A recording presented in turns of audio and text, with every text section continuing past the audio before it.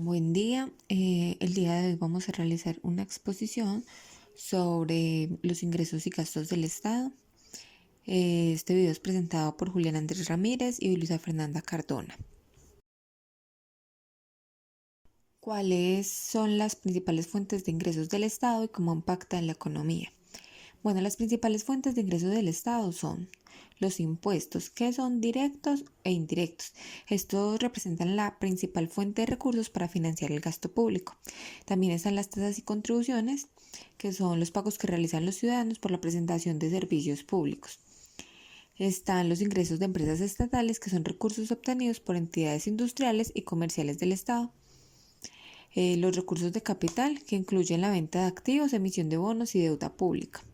Y tenemos las transferencias y donaciones, que son fondos provenientes de organismos internacionales o entidades privadas. Pues el impacto varía según la política económica y la coyuntura del país.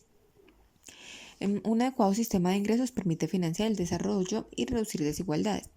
Los impuestos progresivos pueden redistribuir la riqueza, mientras que impuestos altos pueden desincentivar la inversión. Un mal manejo de la deuda pública puede generar crisis fiscales.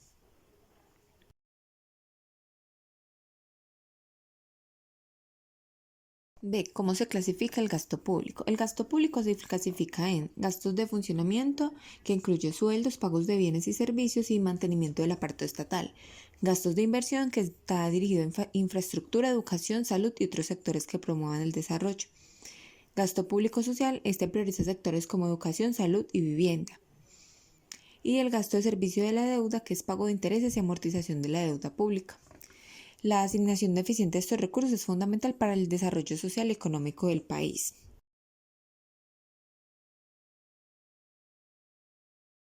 C. ¿Cómo se relacionan los ingresos públicos con la sostenibilidad fiscal de las entidades territoriales? Entonces, primero, autonomía financiera. Los ingresos públicos garantizan que las entidades territoriales puedan financiar sus funciones sin depender excesivamente de transferencias del gobierno nacional. 2. Con cobertura de gastos. La sostenibilidad fiscal implica que los ingresos sean suficientes para cubrir gastos sin recurrir a déficits permanentes. Y 3. Límites al gasto. En Colombia, en la Ley 617 del 2000, establece límites del gasto territorial para evitar crisis financieras. La gestión eficiente de los ingresos públicos a nivel territorial es crucial para garantizar la prestación de servicios públicos y el desarrollo local. ¿Cómo afectan los ingresos públicos a la estabilidad fiscal del país?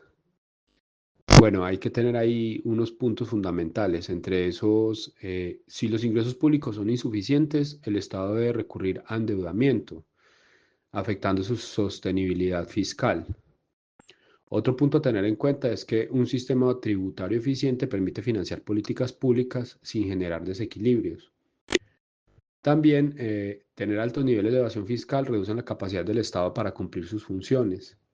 Es decir, si no se pagan impuestos, pues el Estado va a tener problemas para poder obtener ingresos, ¿cierto? Para sostener todo lo relacionado pues a sus obligaciones. Y también hay que tener en cuenta que la estabilidad fiscal depende de la relación entre ingresos y gastos, evitando pues déficits persistentes.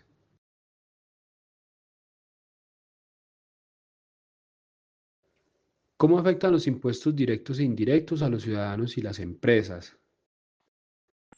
Bueno, a través de los impuestos directos, es decir, el impuesto de renta, por ejemplo, afectan a quienes generan ingresos, impactando su capacidad de ahorro e inversión. Para el caso, pues, de los impuestos indirectos, ejemplo, el IVA, afectan a todos los consumidores por igual, reduciendo el poder adquisitivo, especialmente de los sectores más vulnerables. Para el caso de las empresas, los altos impuestos pueden desincentivar la inversión y reducir su competitividad. Un sistema tributario progresivo busca equilibrar la carga fiscal según la capacidad de pago.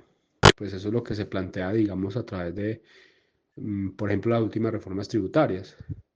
Digamos que se pueda, digamos, hacer por escalas y por nivel de ingresos un aumento, digamos, en los impuestos, pero pues esto no ha sido posible porque el Congreso que se tiene actualmente no trabaja por eso, sino más bien, digamos, en pro de los intereses de las empresas y del empresariado en general.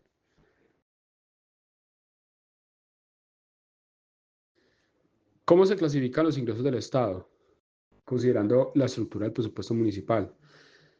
Bueno, los ingresos del Estado se pueden clasificar en ingresos corrientes, que son pues los tributarios, que son los impuestos nacionales, departamentales y municipales, pero también están los ingresos corrientes no tributarios, es decir, las tasas, contribuciones, multas, ingresos por servicios. También se tiene los recursos de capital, o sea, la venta de activos, la emisión de bonos, el crédito público, lo que es la deuda interna y externa. También se tiene pues las contribuciones para fiscales, es decir, los recursos administrados por fondos especiales para sectores específicos, como por ejemplo la salud y las pensiones. Y también están los ingresos de los establecimientos públicos, como los fondos generados por entidades descentralizadas que presten servicios públicos. En el presupuesto municipal, estos ingresos se reflejan en partidas destinadas a financiar proyectos de desarrollo local y gasto social.